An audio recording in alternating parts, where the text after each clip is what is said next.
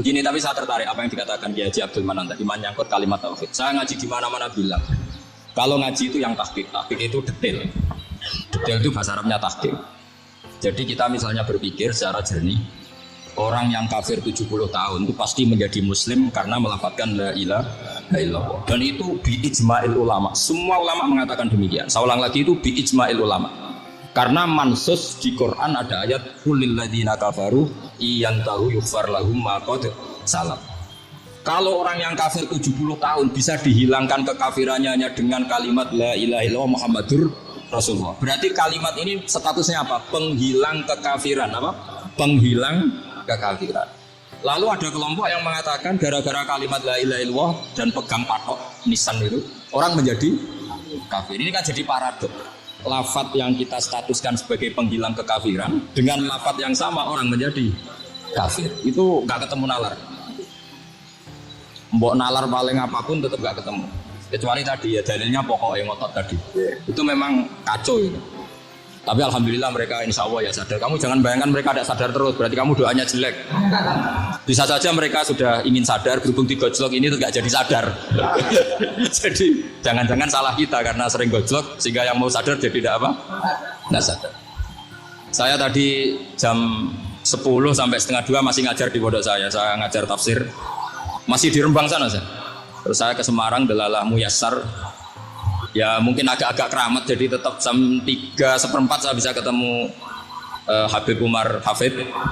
Saya beberapa menit ya diskusi tentang manhaj beliau. Dan kebetulan saya sering belajar kitab beliau sama alumni-alumni Darul Mustafa. Meskipun saya tidak pernah ke sana, tapi saya tahu betul madhab beliau. Karena al-arwah junudun apa? Mujannada. Begini, saya sering dingetikani Mbah Mun, politik tidak jelas itu bagian dari kejelasan. Jadi politik tidak jelas itu bagian dari apa? Kejelasan. Misalnya begini, siapa yang mengira Khalid bin Walid yang sangat musuhi Rasulullah, dia panglima orang kafir ketika mengalahkan Rasulullah di perang Uhud, akhirnya Khalid bin Walid masuk apa? Islam. Begitu juga Wahsy, qatilu ahabbin nasi ila Rasulillah, pembunuh Said Hamzah, akhirnya juga masuk Islam. Begitu juga Abu Sufyan, dia pemimpin besar kafir Mekah ketika perang Badar, ketika perang Khandaq, akhirnya juga Islam dan menjadi mertua Rasulullah SAW. Dari fakta ini kemudian banyak ulama alim yang ngambil sikap itu ya cara Jawa itu anggang-anggang. Anggang-anggang itu nggak tegas, tapi nggak tegas dari rumusan ilmu yang detail. Saya ulang lagi, nggak tegas tapi dari rumusan ilmu yang apa? Detail. Bisa saja orang yang sekarang kafir suatu saat mukmin atau muslim. Bisa saja yang sekarang sedang fasik suatu saat soleh. Bisa saja yang modal 3 bulan roh SPB NU. Sementara yang modal lama kadang GRT. Tapi itu hanya hukum duniawi. Saya yakin yang GRT ini PBNU di akhirat. Karena modalnya lebih apa? Lama. Itu tak jamin. Saya juga berencana memimpin NU di akhirat saja, bukan di dunia. Makanya saya mohon SK itu berakhir muktamar mendatang. Karena saya sudah kiai sebelum diangkat. Makanya saya ulang-ulang, kalau pengangkatan itu niatnya ikrar, saya terima.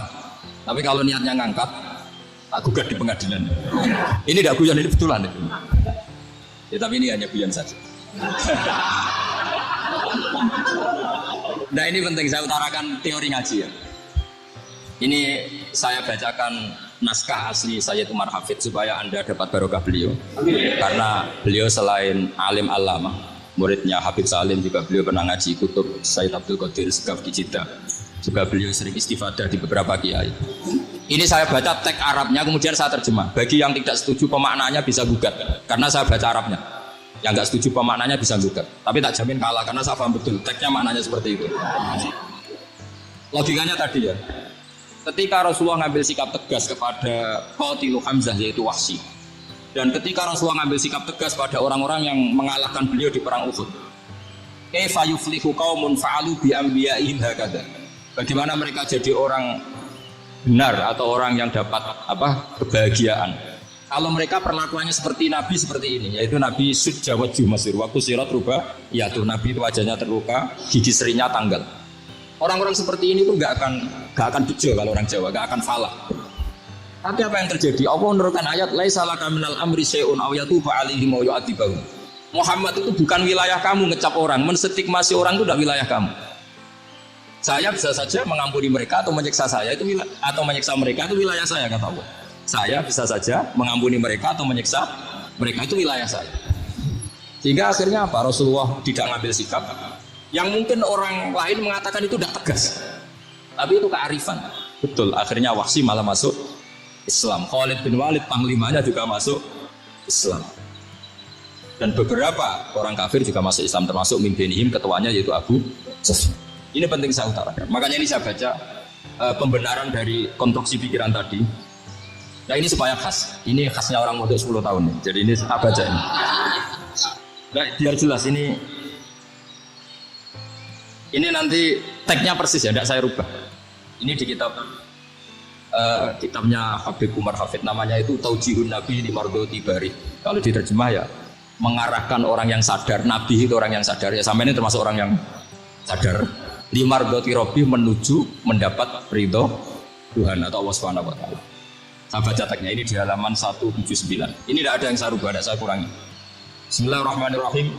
Fala budda an nuwattina qulubana ala annana khadamatu ahli hadzal qaul. Wa yattali Allah min qulubina annana na'taqidu imkaniyata ayyasfa fi ahadina yaumal qiyamati man huwal ana kafirun. Yuslimu faya'lu sya'nu indal haqqi fayakunu sababan li khalasika fil qiyamah yumkinu dzalik. Jadi kita para dai, para kiai itu adalah khodamatu hadal qaul. Kita ini adalah pelayan alam raya ini yang selalu berharap alam ini akan lebih baik. Orang yang sekarang sedang kafir bisa saja nanti yang nyafaati kamu di akhirat. Yaitu mereka masuk Islam lalu Islamnya lebih serius, akhirnya punya hak syafaat. Sementara kamu Islam mulai kecil tapi biasa-biasa saja seperti ini. Mulai dulu ngaji terus sama Ki Abdul Manan, nggak pernah yang ngisi ngaji. Itu artinya nggak ada perkembangan. Makanya saya nggak ingin ngaji lagi karena saya ingin perkembangan Anda nanti tukang mengisi, bukan yang diisi. Kalau saya nanti ngaji lagi di sini artinya Anda kalau tetap mendengarkan itu tidak ada perkembangan. Pantut saja semulang Gus Bahak sampean sing ngaji. Kali-kali ada perkembangan, saya ngaji sampean yang mulang itu bagus ya. Meskipun untuk perkembangan yang menyesatkan. Ini penting saya utarakan. Ini dawuhnya Said Umar ya. Orang yang sekarang sedang kafir bisa saja orang ini nanti nyafaati kamu. Yaitu beliau orang ini Islam, kemudian Islamnya serius, maka punya hak syafaat. Sementara kamu Islamnya biasa-biasa saja. Itu masyhur kayak Sayyidina Umar. Sayyidina Umar Islam di hari itu langsung makomnya makom yang a'la. Sehingga mengalahkan yang sudah Islam lebih lama. Karena Islamnya Umar itu menjadi izzatul Islam betul. Makanya jangan benci orang tegas teman-teman, kadang ya ada baiknya. Abu Bakar itu sudah Islam tapi layinal janib, orangnya santun. Kalau dipisah orang yang menengahi lah kira-kira seperti itu. Itu juga Bilal, Ammar, Suhaib. Singkat cerita, Rasulullah itu sering dibully ya, sering disiksa orang-orang kafir. Rasulullah berharap, wah kalau yang Islam gini terus repot. Melihat Umar ini petarung di pasar Uka, dia dapat uang itu kalau tarung, menangan. Kata Rasulullah, kalau ini yang Islam ya bagus. Dia berdoa, Allahumma aizal Islam di Umar. Kira-kira 2 hari dari doa beliau, Umar masuk Islam. Pertama masuk Islam itu orang-orang kafir diparani. Kalau kamu ganggu Rasulullah Muhammad tak bunuh. Semenjak itu orang kafir yang gentenan sembunyi. Sehingga kata para mereka yang Islam selalu jaya mut aslama Umar ketika Umar masuk Islam. Itu dalam 1 hari Islam itu Rasulullah sudah ngendikan Umar yang Islam sehari ini imannya kalau ditimbang separuh ahli dunia masih unggul sama Islamnya Umar. Nah bisa saja seperti itu. Jadi saya minta sama teman-teman yang mencintai ilmu, tidak tegas itu bagian dari ketegasan dalam ilmiah. Karena kita ini tidak mengendalikan dunia, tidak mengendalikan hidayat, hanya Allah piyambak yang ngasih hidayat. Maka sikap kita laisa laka minal amri syai'un aw yatuba alaihim aw yu'adzibahu. Rasulullah yang ahabbul khalqi ilallah saja tidak boleh tegas karena semuanya potensi itu ada. Cuma kita tegas dalam kebenaran saja, tapi nggak perlu tegas dalam mengawal kebenaran. Kenapa demikian? Karena Islam ini agama yang akan dijaga Allah ila yaumil. Yang jaga Islam bukan PBNU, bukan PP Muhammadiyah, bukan kiai. Yang menjaga Islam namun Allah Subhanahu wa taala. Makanya Sayyidina Umar itu kalau disuruh mutir Islam itu nggak mau betul. Masyhur itu dalam tarikh. Umar mimpin itu sukses, banyak futuhat. Singkat cerita akhirnya orang itu kelangenan, wah kalau Umar meninggal kayak apa? Sehingga Abdullah bin Umar setiap jalan-jalan itu dibully, kalau sekarang dibully. Ya Abdullah bin Umar, bapak kamu itu gimana? Sudah sepuh mau meninggal kok tidak suksesi. Kalau saja ada orang penggembala kemudian meninggalkan kambingnya di hutan, Kamu anggap orang yang mudoyi enggak, menyia-nyiakan kambing itu enggak? Ya iya kata Abdul bin Umar. Apalagi amru hadil umat. Umat ini mau ditinggal gelanggang nanti suatu saat Umar meninggal. Boyo suksesi supaya jelas. Logika itu diaturkan ke Umar radhiyallahu anhu, ke Sayyidina Umar. Pertama Umar agak tertarik dengan logika itu. Lama-lama beliau marah. Tidak jadi. Saya tetap tidak akan istikhlaf, tidak akan suksesi. Dan saya tidak akan mikir Islam katanya. Islam akan diurus oleh Allah Subhanahu. Terus beliau ngendikan, Islam ini jalan ketika ditinggal Abu Bakar. Bahkan ketika ditinggal ahabbul khalqi illallah, akramul khalqi indallah, yaitu Rasulullah Muhammad sallallahu alaihi wasallam. Coba Islam dulu dipimpin Abdul Qadir ketua wali, dipimpin Wali Songo, dipimpin orang top-top. Sekarang dipimpin mondok 3 bulan jalan. Karena Islam yang ngatur Allah Subhanahu wa taala. Jadi ini penting. Loh coba ustaz tuh banyak yang nggak bisa ngaji loh. Tapi ya laku ya nggak masalah. Loh saya kemarin di Korea seminggu. Itu TKI jadi khotib, ada yang jadi mufti, ada yang jadi suriah. Itu ada yang di sana jadi suriah, pulang ke kampung angon kambing. Loh itu teman saya kenal. Suriah Korea. Iya Suriah Korea lebih. Artinya gini. Bahkan masjid semua yang di Korea itu didirikan oleh TKI dan TKW. Mereka digerakkan Allah untuk mikir agama. Karena agama ini milik Allah. TKI saja mikir. Makanya ini penting. Yo dakwah tapi tauhidnya sing kenceng. Jangan dakwah kenceng tauhidnya kendor. Itu bahaya betul.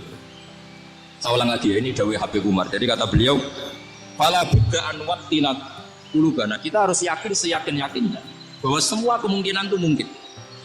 Makanya masyhur dalam tarikh ketika kafir Quraisy mau disiksa oleh para malaikat karena mereka sering menyakiti Nabi, kata Nabi gimana? Jangan. Saya berharap kalau bapaknya tidak mukmin, suatu saat anaknya mukmin. Masyhur dalam tarikh. Musuh Nabi besar siapa? Walid bin Mughirah. Punya anak Khalid bin Walid. Abu Lahab punya anak Darrah, itu mukminah yang baik. Abu Jahal punya anak Ikrimah, itu mukmin yang baik. Di Indonesia lebih hebat lagi. Bapaknya iso maca Quran, anaknya hafid.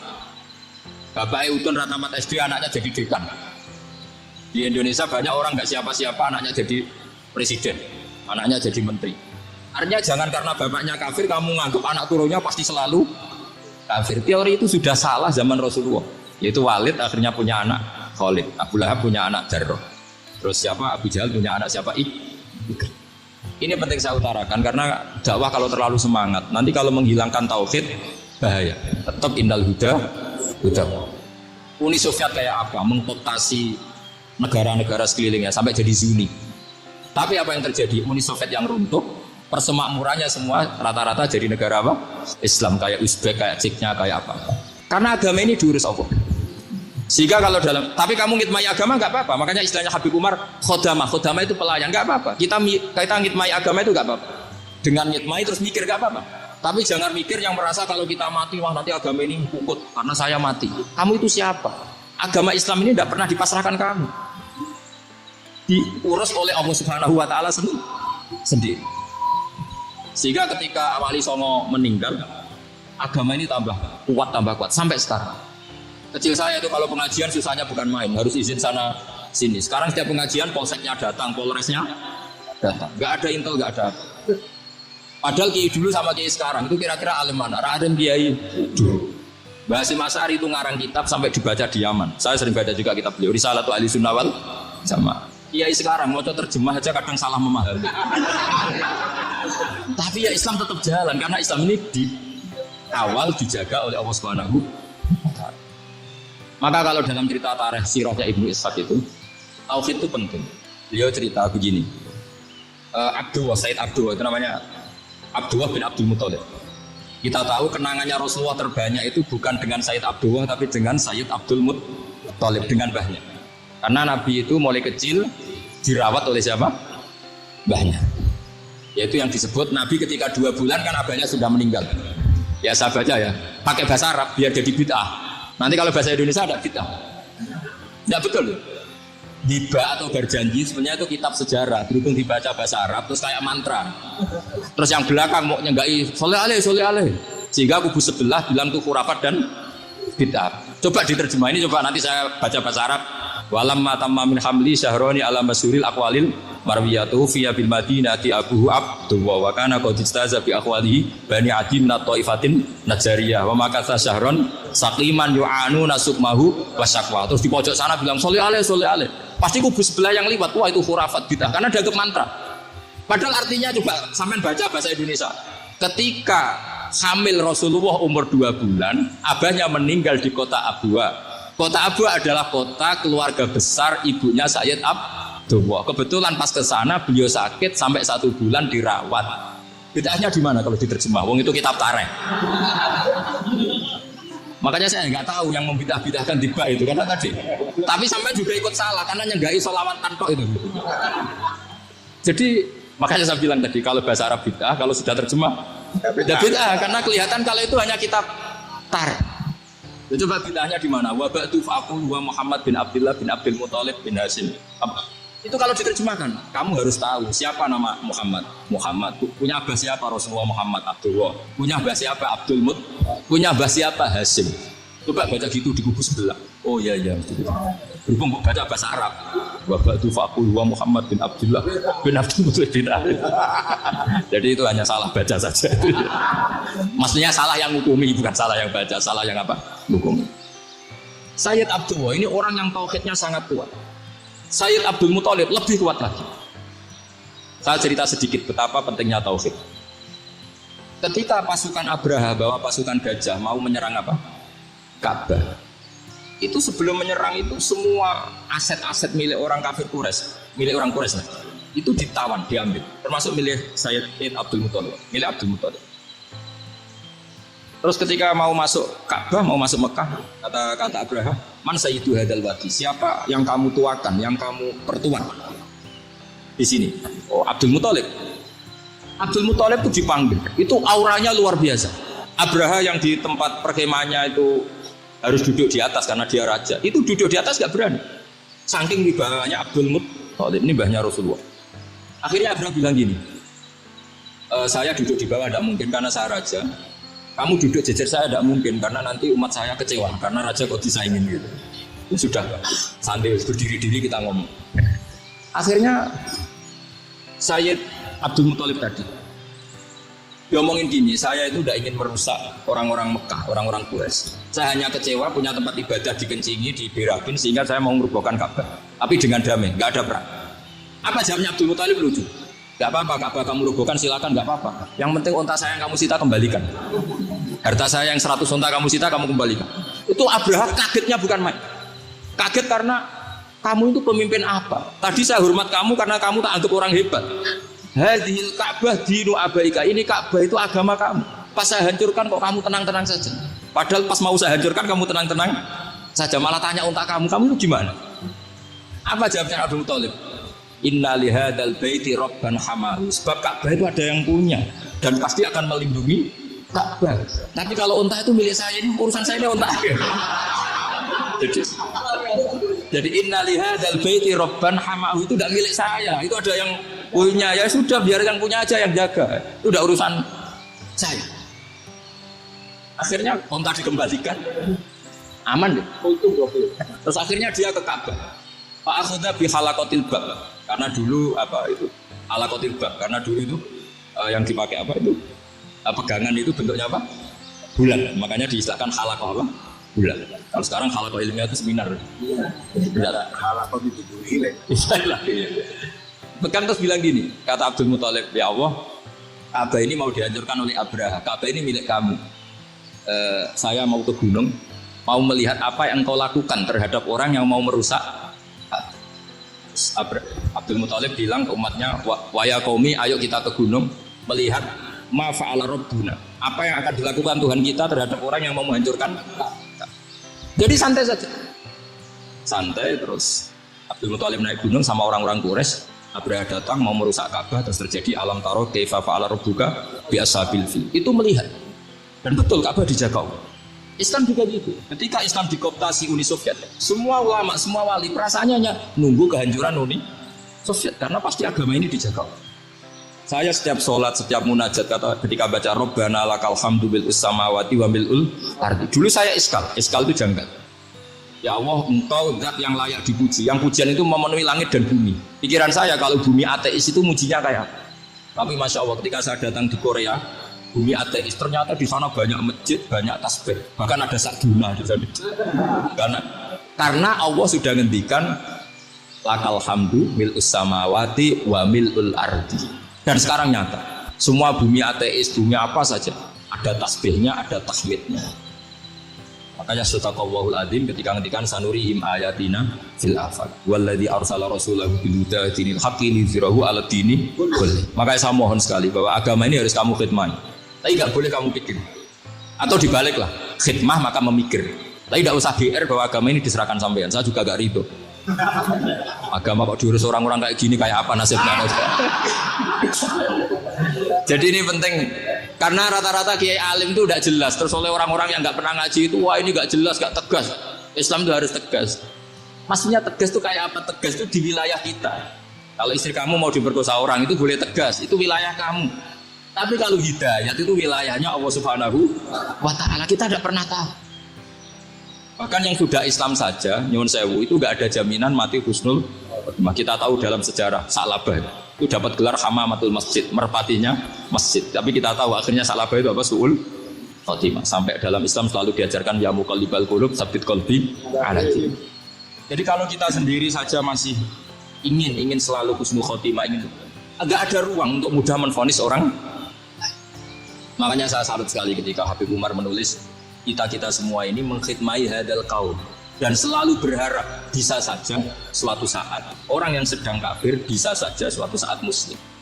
Nah soal kalau yang sama yang harbi menyerang kita ya tarung. Kalau artinya kalau yang merangi kita ya kita wajib perang, kalau enggak ya habis kita. Seperti kita lakukan ketika diserang Belanda. Tapi ketika mereka musta'man, dhimmi, mu'ahad, orang-orang kafir yang mau berdamai dengan kita ya kita damai. Sebagaimana yang dilakukan Rasulullah SAW ketika berdamai dengan kafir Quraisy yang dipimpin Suhail bin Amr. Masyhur itu dalam tarikh. Singkat cerita kan Sayyidina Ali ini pernah konflik sama orang Khawarij. Kata Sayyidina Ali, ya sudah lah, namanya kita musuhan, kita tidak usah ketemu, pakai mediator, kata Sayyidina Ali. Kata orang Khawarij, ini apa-apaan kok butuh mediator? Nggak ada Qur'annya, nggak ada hadisnya. Kira-kira kalau Sayyidina Ali orang Jawa, nggak ada apa nggak tahu. Walhasil Sayyidina Ali akhirnya baca ayat wa in khiftum shiqaqa bainihima fab'atsu hakaman min ahli wa hakaman min ahliya. Jika suami istri tengah konflik, maka yang keluarga suami kirim mediator, yang keluarga perempuan juga kirim. Terus kata Sayyidina Ali, wa amru ummati Muhammad a'dhamu min amri rajulin wa imra'atin. Kalau suami istri saja ketika konflik butuh mediator, apalagi ini kelompok besar pasti lebih butuh mediator. Akhirnya lalu mediatornya siapa? Kata Sayyidina Ali, ya siapa saja yang penting baik.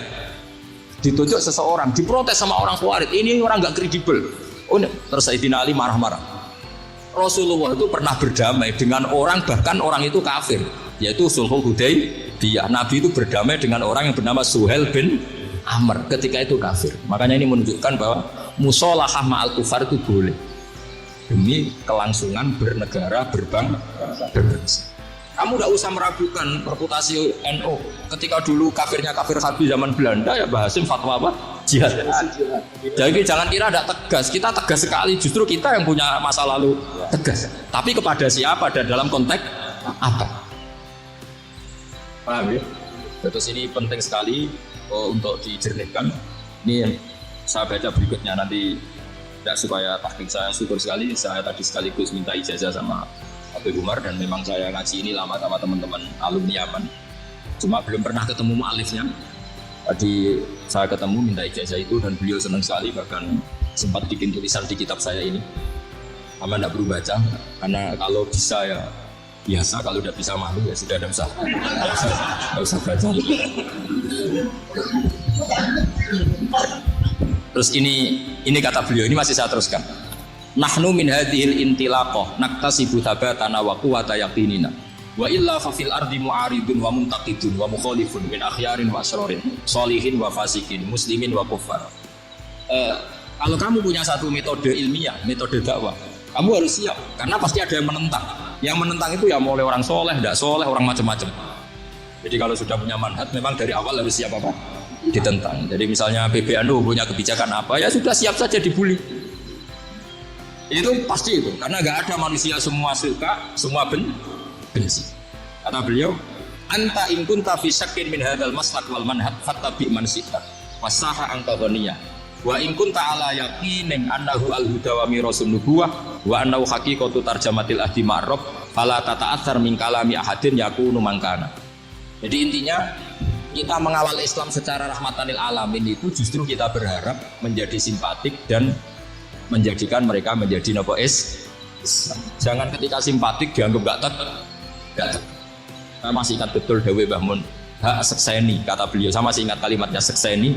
Aku tegas itu berdasar ayat laisa laka minal amri syai'un aw yatuba alaihim aw yu'adzibahum. Karena potensi sosial itu bisa rubah. Orang yang sekarang kawan kamu bisa saja suatu saat jadi musuh. Yang sekarang musuh kamu bisa saja suatu saat jadi kawan. Terus kamu ngambil sikap tegas dalam sesuatu yang nggak stabil seperti ini, lalu tegas itu kan nggak pada tempatnya. Makanya yang seperti ini kata Allah pakai asa itu menawa. Asa Allahu ayyaj'ala bainakum wa bainal ladzina 'adaitum minhum mawaddah. Bisa saja orang yang sekarang musuhan dengan kamu suatu saat dijadikan mawaddah. Kamu udah mawaddah itu saling mengasihi. Kamu udah usah tanya wallahu qadir, kata Allah, karena Allah mampu. Jadi dalam hukum-hukum sosial Allah seringnya bilang apa? Asa. Sale wasa antakrahu syai'a wa huwa khairul lakum wa asa antuhibbu syai'a wa huwa syarrul lakum. Karena masalah sosial ini semuanya asa. Yang pernah tahu siapa? Bisa saja sekarang saya Roy Surya, nanti SK-nya nggak turun lagi, tapi saya tidak apa-apa. Bisa saja nanti santri 10 tahun dipimpin 3 bulan, nggak apa-apa. Bolak-balik nggak apa-apa, saya tidak akan kecewa.